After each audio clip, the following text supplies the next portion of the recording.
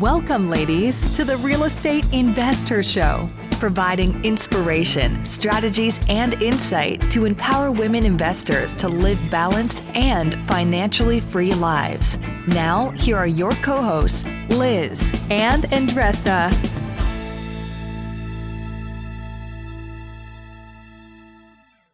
So we have the pleasure of interviewing Mel Dupuis on our show today. She is an amazing investor, and she's based in Canada. Her and her husband have been able to build up a portfolio over 150 rental units.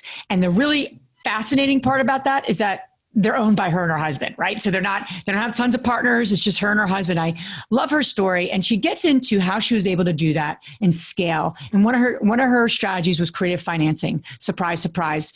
And she actually gives some very specific and tactical ways you can structure owner financing, which I think doesn't get talked enough about, but literally, how do you do it? How do you actually structure it with a seller? And we go through that on today's episode, which I think you'll really enjoy. Exactly. And there's also a speed, right? Speed, how long she was able to acquire those properties and refinance and pay the seller back. And she really breaks it down how she was able to get to the point where she had to hire VAs in order to grow her business, which sometimes would take too long to make that decision. But she shared, what was her experience and what worked for her. And it's clear something that you can really apply on your business today. So enjoy this episode. Welcome back, ladies. This is Liz. And this is Andressa. Welcome back to the Real Estate Investor Show. We're excited to have you back with us for another week where we interview some amazing rock star women in the investing world. And we have an amazing guest on today, Mel Dupuis. Just thank you so much for being on our show. Thank you so much for being a co-author in our upcoming book, The Only Woman in the Room. So thank you for being here today. Oh, thank you so much. Thrilled to be here with you. Yeah, we're really excited to jump into Mel's story. She's got such an amazing story. And we'll get to her in a moment. We just want to get connected to all of you. Thank you for being here with us. Thank you for listening, watching, however you're consuming this. We know you have a lot of choices to be making, so we just appreciate you so much. And we haven't asked in a while, Andressa, but if you'd be so kind, our amazing investor listeners out there, go over to iTunes, give us a little review, rating, all the good stuff, subscribe, just because it helps get the message out to more women, which we're on a mission to do. Exactly. And that's the purpose. You know, when I get asked those questions, like, why should I be sharing, right? Is it for you guys or for what? Our mission is to really empower women to live a financially free and balanced life. A lot of women don't even know that we exist. A lot of women out there have no idea that they have a free support system where they can tap in to other, to get the support that they need. So if you can, we cannot just be our own, like, spreading the word, right? We need our community to be sharing. So just think about your internal circle, right? Your family and friends. Who do you think, ask that question, who do you think will benefit from listening to this episode and being part of the community? And just share. It's like going to a great restaurant, right? If you like the food, you share. So it's the same. We're not serving any food, though, this week, unfortunately. But before we get into Mel's story, we always like to get connected to our audience and the amazing women listening and on this journey with us. So what I have for you today is we just started virtual learning, virtual classroom, virtual learning. Yeah, it was yesterday. And it was, I think I want to share this just because there's just so much uncertainty. There's so much like newness, right? So the Zoom link didn't work, right? The one they sent us. My daughter's stealing all my son's supplies. My daughter's not in school yet. The both of them are there with me. My son's crying because he's like, I'm missing first grade.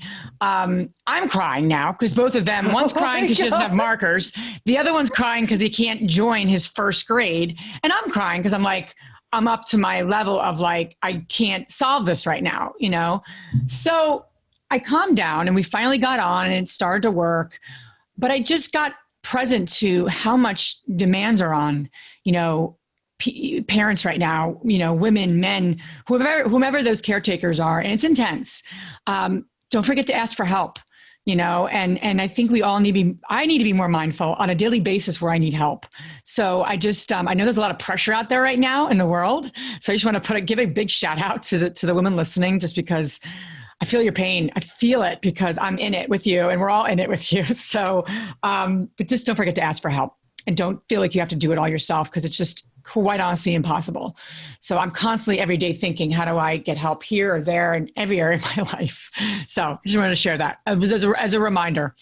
Yeah. Today was the first day that we're trying, my son is going to kindergarten and they're trying in person, right? We'll see how long that last here on his school. But another thing is just, Liz, I am here if you need help or thank you. Accountability. I'm gonna ask and check on you. I know when you're like your pure joy, when you're out of that is because there's some pressure. So also for the ladies that are listening, have accountability buddies that can just, be there for you and brainstorm. Or sometimes it's just like a listening person that can just allow you to vent and curse, bitch out, do whatever you need to do in order to get that out of your system and just move forward with power, confidence, and really like hope for a new future. Yeah, that's the goal. Keep positive in the future. So without further ado, Mel, thanks again for being on our show. Love your story. Love what all the things you stand for, you and your husband. You've been in this business a long time. So for the women listening, please share with them. They may not know your story. What propelled you originally to get involved in investing? Yes, well, I started slowly. I had a couple properties. And then I was in a previous marriage. It ended. And I was living in a 2-bedroom apartment with my 2 daughters. And I remember just thinking like, I don't want to stay in this mess, for forever. And it was okay, but I knew I didn't want to stay there forever. And I thought to myself, how am I going to get out of it? And of course, I already realized what having a few properties did to me and how it already helped me make this sustainable. And I thought to myself, okay, I'm going to get through it. I'm not sure how, but I'm going to get through it. So then I set myself a goal of buying 10 properties before I turned 40. But I had no money and I had no idea how I was going to get there. But I just set that goal for myself, despite the fact that I didn't know how I was going to get there. And then fast forward a bit, I ended up meeting Dave, my husband, and he also, he loved real estate. He did not own any except his house, a small, tiny little house, but he had the passion for it. And now he also had told me, I'm going to be a millionaire. And I'm going to be a millionaire. I'm going to do so through real estate. So we both had the passion for real estate, but we both didn't know how we're going to get there. Mm-hmm. Like I remember him canceling one of our dates. He canceled. And I'm like, why are you canceling our date? And he's like, I got my hydro bill and I can't pay it. Like we're literally paycheck to paycheck. And yes, Mr. Big Guy that was going to become a millionaire can't pay his hydro bill. So then we decided to do it together and try to figure it out together. And we slowly started buying properties, saving up and that 20% down and buying a property and then waiting and refinancing one that I already had. But after doing that a couple of times, then we got stuck and we couldn't continue to buy any more properties because, of course, coming up with that 20% down, it was next to impossible. So then we did what we thought would be logical, and it's work. So I was working at our local college. I started teaching part-time on top of that with the 2 girls at home, of course, on top of that. He was a full-time firefighter. So he started taking every overtime shift that he could to try to accumulate that 20% down. But again, it was just, it was this vicious wheel, this vicious cycle where it would take years to come up with that 20% down. And I thought, I don't want to do this anymore. And then we found out about, creative financing, and I was very, very skeptical about it all at first. And we spent a lot of time doing our research and finding out about it. And as soon as I understood the concept and felt confident, that's when, we exploded our growth and we bought 12 properties in 12 months that year. Wow. There's so many that we can really go and dissect, right? So bringing it to 2020 and everything that's going on with the pandemic, I think that a lot of people are facing very similar situations. They either have savings or they're not happy with the work that they're doing. They have the passion for real estate, but they also have the same thought. Well, I need to put 20% down. That's like what I've learned in school.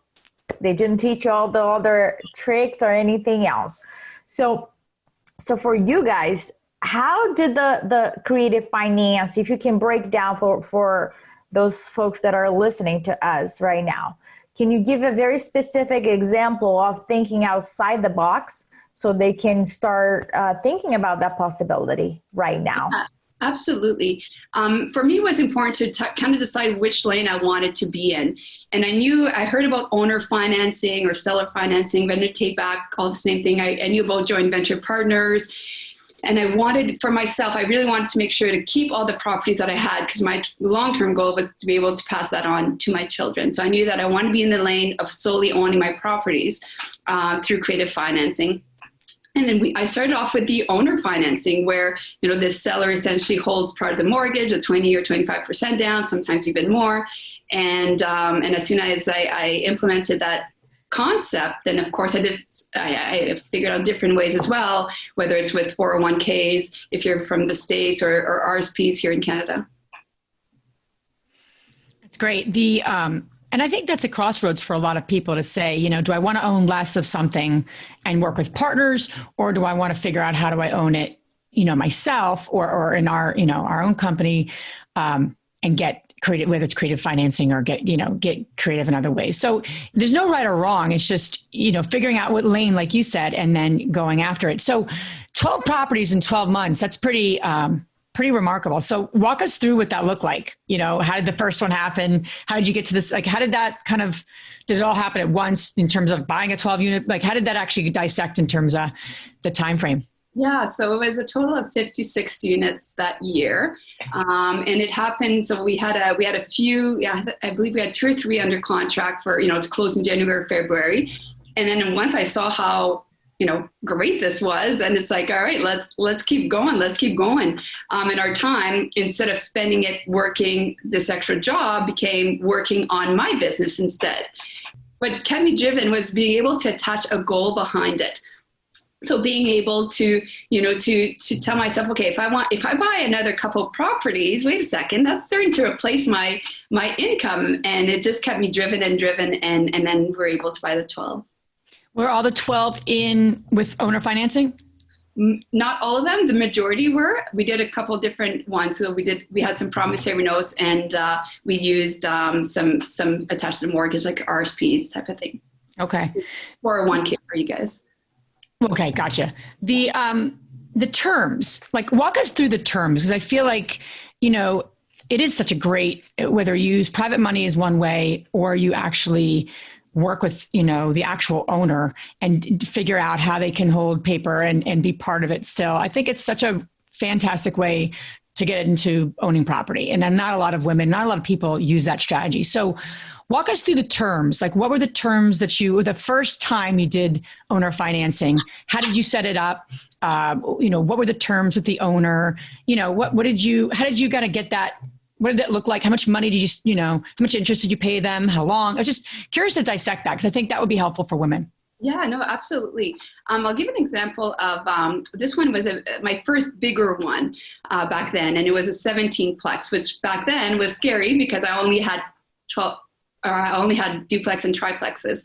So this one was a little bit more. It was I purchased it for $1.5 million, but it was highly underperforming. Mm-hmm. And when I mean underperforming, it didn't need renovations. It was already beautiful countertops, you know, nice flooring. It didn't need any work in it. It was just highly underperforming property. And what I mean by that is the rents were extremely below market value. Now, the owner had done a great job with the property, but he didn't want any turnover, so kept the rents really, really low in order to keep tenants longer. And that's perfect. That was his strategy, and it absolutely worked for him. However, when I saw the building and I crunched my numbers, I just saw this huge potential, because I knew that I didn't have to put too much money into it, which was great.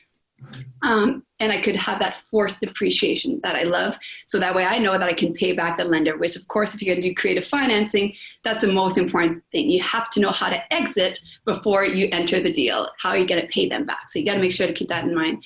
So now this property though was not cash flowing that much, not at all. It was actually cash flowing only $500 a month to start off with. Total or per door? Total for 17. Total. It was only cash flowing. Yes. So it was not cash flowing a lot. But because I already had a couple extra properties, the cash flow from my other properties made it sustainable. And I saw the huge potential in this one. So I still decided to go ahead with it. And it wasn't very long. Tenants, as they do, ended up changing over. And even now, there's maybe only about half the tenants that moved out because some of them, they do want to stay a bit longer. I was able, now my monthly income is about $3,500 a month. And that was in a couple of years of span. And then now this was a longer, we had made an arrangement with the seller. We were going to do a 5-year term with him. But we had made arrangement that if ever I want to pay him back early, I'd be able to. And I was able to, within a year and a half of owning it, I got it reappraised and got it refinanced. It was reappraised at one point just under $2 million, so 1.97, I believe. So it's a huge appreciation within just about 18 months. Mm-hmm. And I was able to refinance, pay back the lender, and I'm still left with some money, at the end of the day. So it was an amazing deal because although I didn't cash flow that much at the beginning, I saw the potential. I was still sustainable for me at that time to have a bit of cash flow because I had a couple properties already. And it just brought me to that next level. And now the nice thing is I paid back this lender early, significantly early. Now the trust is there. He knows, likes, and trusts me. And I'm actually going to be buying another one of his huge properties. We're going to be moving our office in there. And again, he's going to hold owner financing because he saw that I never missed a payment. I paid it on time, and I paid him back like 3 years early. What were some so that is awesome. So the $500, that was the original cash flow you bought on day one. Was there a ramp up with the owner as well, saying, okay, as I make more, if I'm going to make X more dollars, then I increase my payment to you? Or what was the original amount that you had kind of agreed to, just out of curiosity? So great question. So in order to make this sustainable, I made arrangements for him. And again, having those conversations, those very transparent conversations. Look, I love your building. However, it's not cash flowing or barely cash flowing from day one. I need to make this sustainable in order to set me up for success so I can ensure to pay you back.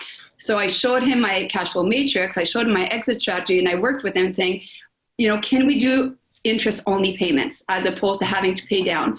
And he agreed. And that was the agreement for the entire term. It's only payment with the possibility of me being able to pay him back early.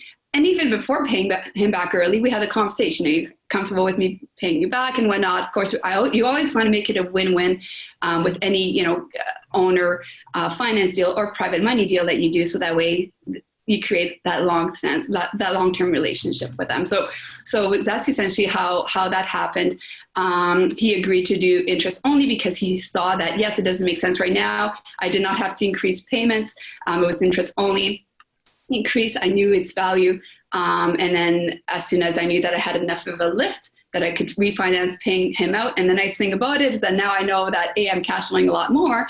And I still have it's only halfway there because only about half the tenants have moved, right? So there's going to be a lift number 2. And usually if I do refinance, I usually do it once when I know it's at full fruition.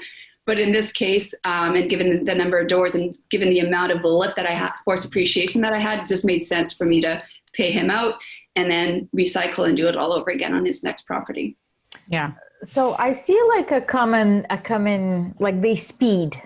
It's a common item, like the quantity of that you purchase, and then the how quick you refine. So there is speed there. And my question to you is, was that planned or not? Because a lot of women that are listening to us, they plan for the worst, right? But sometimes I encourage them to think, okay, plan for the best, meaning if I'm just going to buy 2 properties this year, I'm telling you, if you're on that mindset, the momentum is going to come, and that, 10plex or 5plex, duplex, whatever that might be, or that extra single family house might show up, and you're like, oh, that is such a great deal. I cannot pass that. Right? So was that your plan, or things just started happening and then you had to adjust your plan? And great question. So what I found is that, okay, so I had that original mindset, right? I want to buy 10 properties before I'm 40. Everybody told me it was impossible. I couldn't do it and whatnot. But then I'm starting to buy it, and the confidence is going up. So I already had this goal, although in the back of my mind, like, yeah, everybody's telling me it's crazy. Why would I want to do that and everything else? But I did have that goal set, and I had it about 4 or 5 years. Now, fast forward a little bit, looking back, you're absolutely right. I actually underestimated myself. By the time before I turned 40, I owned 24 units and over 100, and now I solely own over 170 units. So I definitely, even though back then, looking back, I thought my goals were, so high. Now that I know what I know, I could have, I should have had it even higher. Because once you start knowing what you don't know, and being able to place those strategies and take some action, then it does get easier. And now that being said, so yes, I was able to refinance, let's say, for example, pay back and do it faster than I thought. That being said, I still ensured to set myself up by success. So I had figured that I can probably pay him back in about 2.5 years. That's what I was hoping for. However, it was somewhat out of my control because it was based on tenants, right? You can't kick out tenants for no reason. It had to have a natural flow to it. So that's why I went for the longer term, because I thought, worst comes to worst, there will be, of course, some changeover, and I'm going to set myself up for success for 5 years. But if it happens in short amount of time, then absolutely, I'm going to jump on that opportunity. So I'm curious to, I hear that your confidence was one of the items that really propelled you to succeed. If we break that down into very concrete actions to the ladies that are listening to us, what did you do? Did you read books? Did you only eat lettuce? Did you jump 3 times the waves? What was your recipe in order for you to, one, gain the knowledge and therefore confidence, and the not just being confident, but being competent in executing it? So did you have a mentor? What were the tricky things that you believe can be duplicated? Right. And funny enough, although, we say, I had confidence because I had set this huge goal, I think deep down inside, part of me wasn't confident. How am I going to do it? So it was almost like tricking myself. I just keep telling myself, I'm going to do it. I'm a huge believer on vision and vision boards and all that woohoo stuff, but it works. So having a vision board and looking at it every day, and financial freedom, all these different things that I wanted to achieve, quit my job. And then absolutely, then I can't just talk about it, I got to take action. So we certainly changed a lot of things in our life. We, in the short term, we sacrificed short term to live the life we want to live in the long term. So what does that look like? Well, we stopped watching our favorite TV shows at nights. Instead we'd talk business, we'd look at deals, we would listen to podcasts, we'd read books, anything like that to kind of help us educate ourselves. We invested, of course, in ourselves as well, with mentors. So we did what we needed to do in the short term to get there in the long term. We wanted the banks to say yes.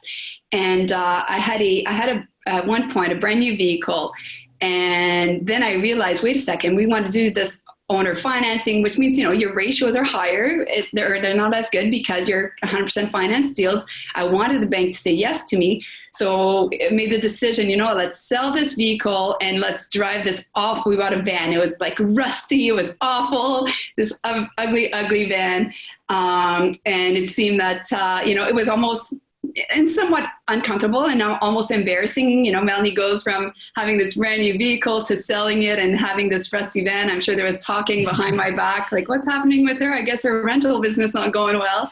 But I did it. I did it despite all of that. You know, I bought the older clothes. Like I did, you know, all that kind of stuff in the short term because I knew the banks are going to say, yes, I'm going to keep buying properties. And then my properties can buy my vehicle. It can buy my, you know, whatever luxuries that I want at that time. So absolutely. Was there short-term sacrifices? Absolutely.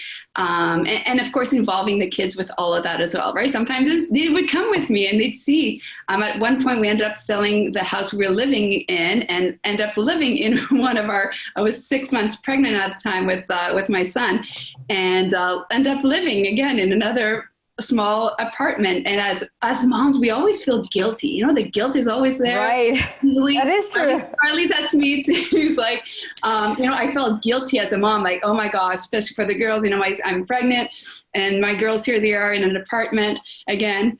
But I knew it had to happen for the long term. And now looking back, it's like, why did I have that guilt? Because they look back at that and now now we have our dream home. And they actually appreciate it because they've lived in an apartment where, you know, the windows were so thin and, you know, it make noise when there's bad wind, right? So they've lived there and now they can actually appreciate it. So although I was felt with guilt as a mom, now looking back, okay, you know what? I did what I had to do to change our lives and now it's okay. Yeah, that guilt really stays with us, right? On every level. So I don't know the recipe on getting rid of that, but you know, it's like taking action and knowing what you're doing is going to make a difference, right? In the long term. I guess that's one way to feel a little better about it, right? Because I know I carry around that guilt as well. What do you do, Andressa, to move through that mom guilt? I mean, well, if you guys have the recipe, send it my way.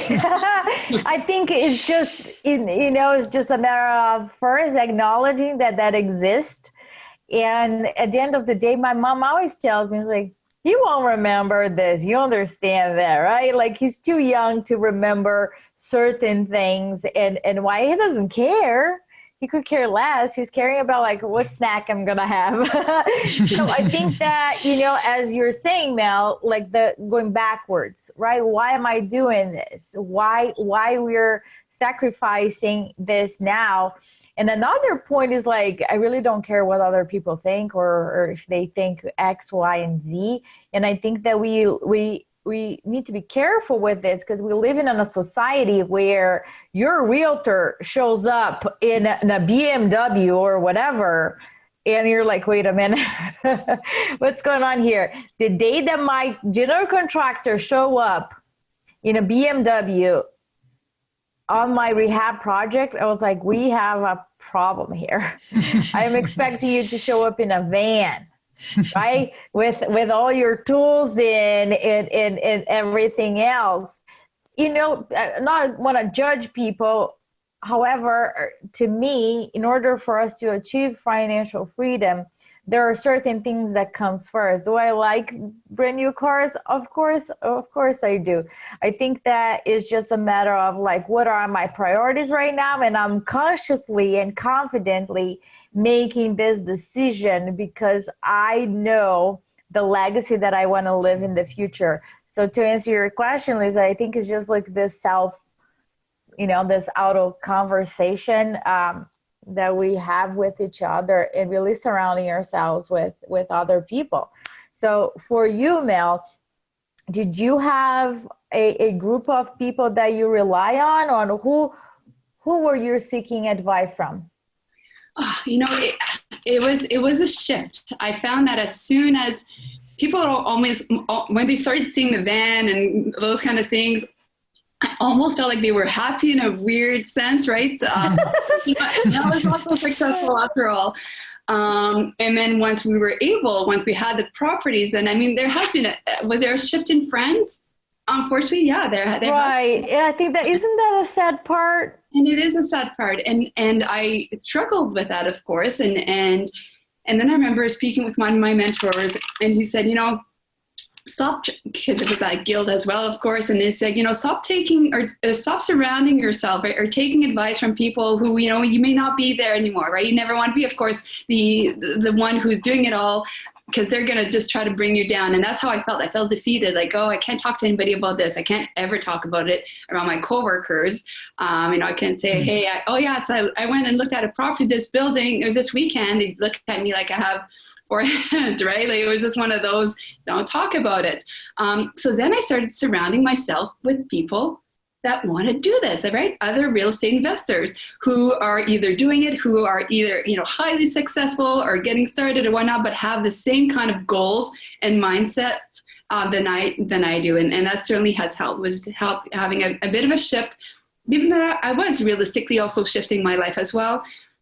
But there was an adjustment. Having Dave as spouse, of course, that was very helpful to be able to.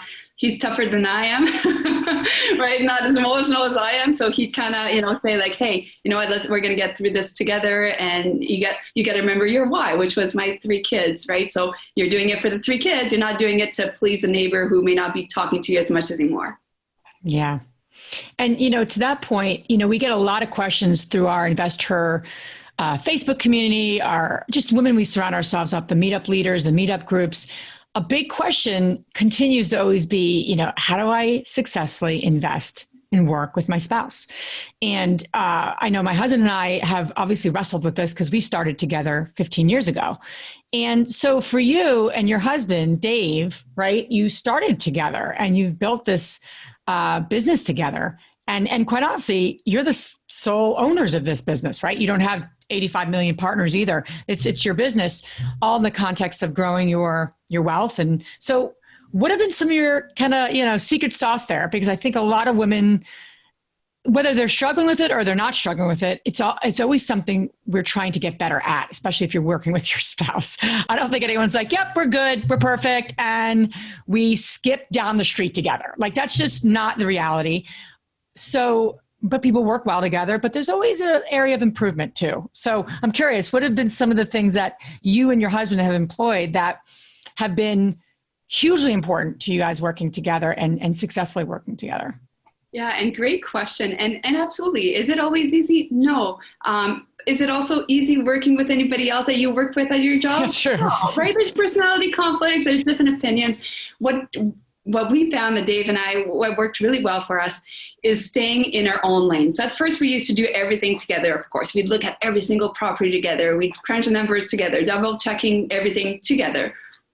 But as we grew our confidence, and then we also found out what we're both really good at doing and not so good at doing, and what we enjoy and what we don't enjoy as well.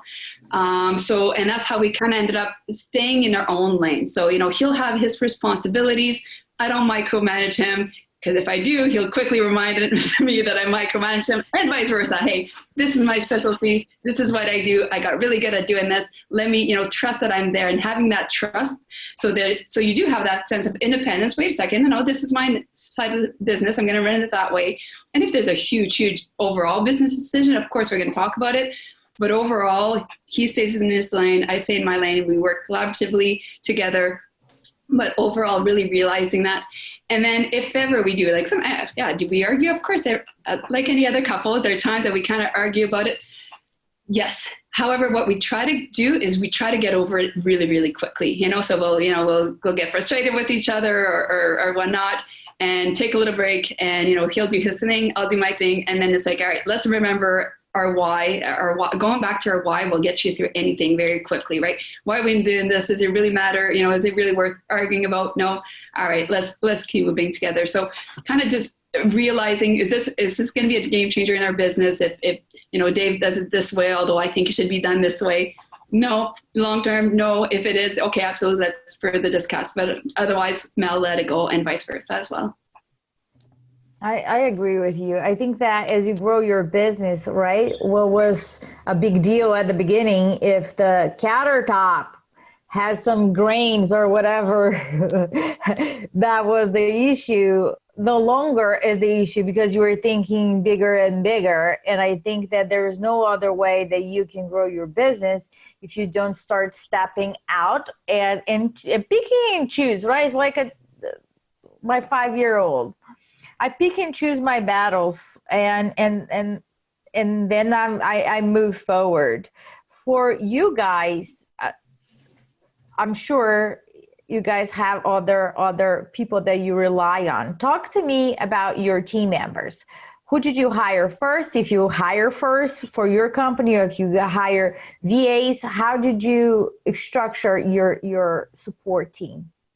So of course we had grown very quickly, 6 units. So then, what do we do next? And we had a hard time delegating at first, because I wanted to make sure that financially it made sense to do so. So the first thought was, let's hire a virtual assistant. So that was the first position, and they could take over the phone calls, because that was starting to be a lot of phone calls from tenants. And then once we saw that, once we saw the value of, wait a second, because we were bottlenecked, there's no way we could buy any more. We weren't even looking at deals at first, because we were spending all the time, in the business, basically, doing all the things. So once we freed up some time, and okay, wait a second, well, what if I hire somebody else? So from there, the team continued to grow and grow, from the cleaners to dump runs to now we have a director of operations. We have a in-house financial controller.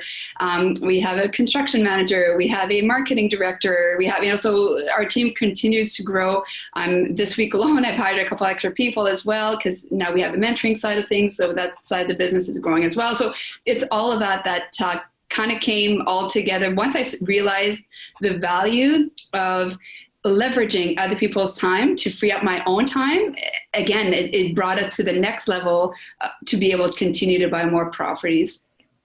Now, I completely understand the rationale of it, right? I always get challenged on to I know that if I hire a VA, it will free up my time. I hear all the time, I know this, or I know, no.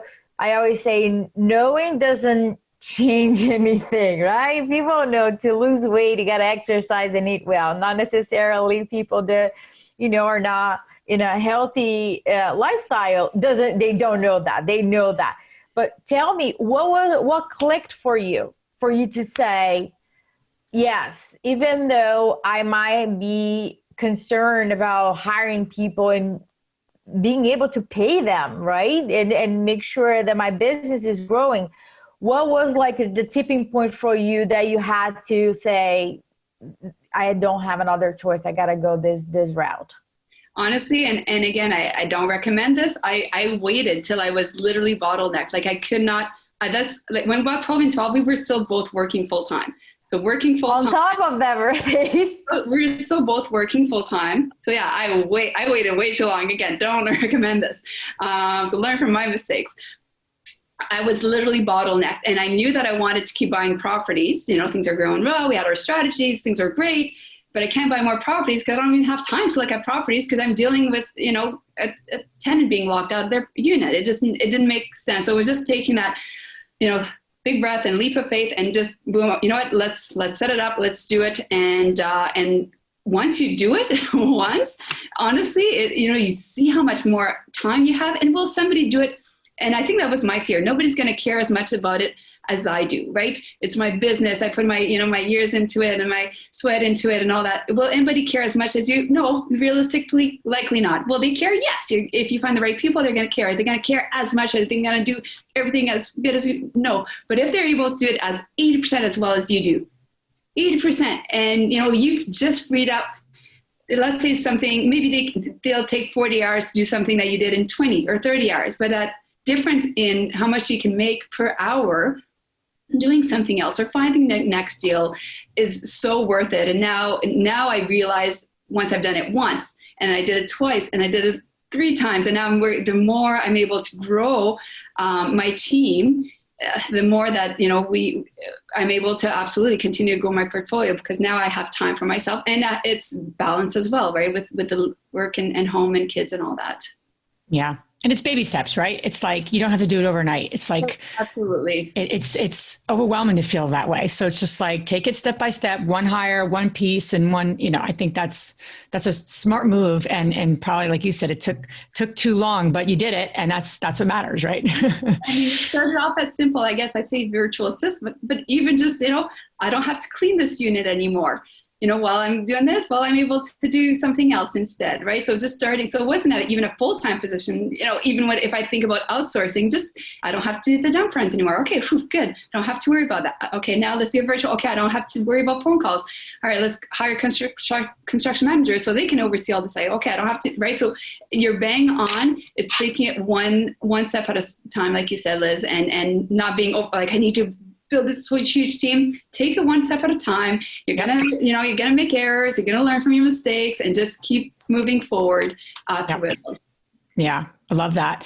And Mel is one of our very, very proud to have her part of The Only Woman in the Room, the book that we've released. It's just your chapter was wonderful, and hopefully you all have all y'all, like I feel like I'm from the South now, but I hope all you ladies know that your past life, you're from the South? my past life, but y'all know that how wonderful Mel is, and her chapter is just outstanding. So just so excited and appreciative that you were part of this really such an important project. It's not just a book, but it's a really powerful project to show women of all walks of life, right? That we're not the only one in the room anymore, and we're all doing this, and we're going to do this together and make a big difference for the next generation. So I just want to thank you for being part of that. I'm calling it a project because I feel like it's a project. It's not just a book. I feel like it's more than a book. Love it. I was very, very honored to be asked.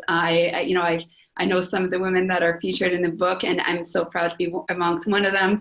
And the thing is that, we all have a story. We all had roadblocks. We all had, some people have been divorced, some people had abuse, some people had, different things in their lives that whatever it is, it makes it hard sometimes to push through, and being able to share stories and knowing that you as a listener are able to, hey, somebody else has been there before. And that's what I realized as well. I'm not I was a single mom, small apartment. I wasn't the only one that's ever done that, right? There's nothing, and once I realized that, like, wait a second, if other women have gone through this before and have succeeded, what's stopping me from doing it? I'm stopping myself. So as soon as I realized that, so no, super, super happy and proud and to be part of the book. Yeah, I love that. And, you can learn more about, Mel, all the wonderful ways to follow you, and how can the ladies listening learn more about you and really all the really great things you're up to. Yeah, awesome. Thank you. So we are all over social media. So whether it's Instagram, we have a brand new YouTube channel, or Facebook. So it's always Investor Mel Dave. So Investor Mel Dave on all the platforms. Awesome. And all this information you guys can find on our show notes. Now we're going to transition to our fabulous 3 questions. And the first one, Mel, is what's the most transformational book have you ever read? Yes, and it has to be the traditional Rich Dad, Poor Dad. And I just, I can't let, I should take that one, but can I say 2 now? Yeah, go ahead. Rich Dad, Poor Dad, because that's when I realized the power of creative financing and using other people's money. And the other one would be The Secrets, because that changed my mindset. So it wasn't necessarily real estate, but it certainly has helped with my growth, right? Having the vision board of quitting my job when I had no idea how I was going to get there, and all these different things. So The Secrets as well. Awesome. And what's the most powerful routine that you do to create a financially free and balanced life?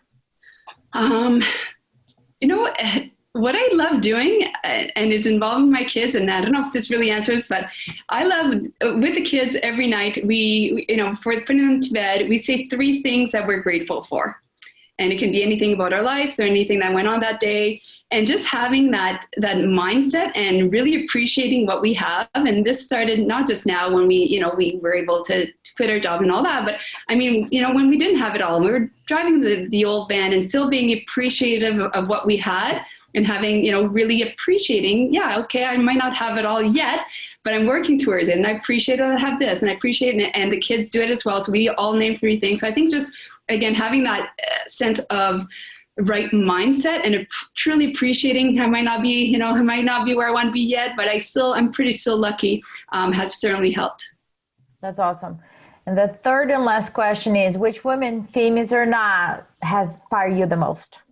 Oh, well, again, it's probably a popular answer. Oprah has been such an inspiration for me in many, many ways. And it's being able to uniquely be yourself, who you are. A lot of things, like if you would have asked me, 10 years ago to be on a podcast, there's no way. Like I was very self-conscious about, I'm French, my French accent, right? It's just that kind of thing. And realizing that, even though everybody's unique, everybody has their own strengths and weaknesses, and being able to really embrace that and feeling comfortable in building yourself. So she would certainly be who I would point out. That's great. Well, Mel, thank you so much for being on our show. Thanks for sharing your journey. It's been an amazing one. Excited to see all the great things that are happening for you. And thanks again for being part of our book here, and just appreciate you a lot. And thanks for your time. Thank you. Thank you so much to both of you. I really enjoyed my chat. And thank you as well to all the listeners. Thank you, Mel. If you enjoyed this podcast and want to receive updates on our next interviews, go to our website, therealestateinvestor.com. There, you can subscribe to our show, become part of our investor community, and get updates on upcoming episodes. If you like our show, please share with other women who would benefit. And don't forget to leave us a rating on iTunes. We'd really appreciate it. And as always, we encourage you to take one action as a result of today's show and put it into motion so you can live both a financially free and balanced life. Thanks for spending time with us. Ciao.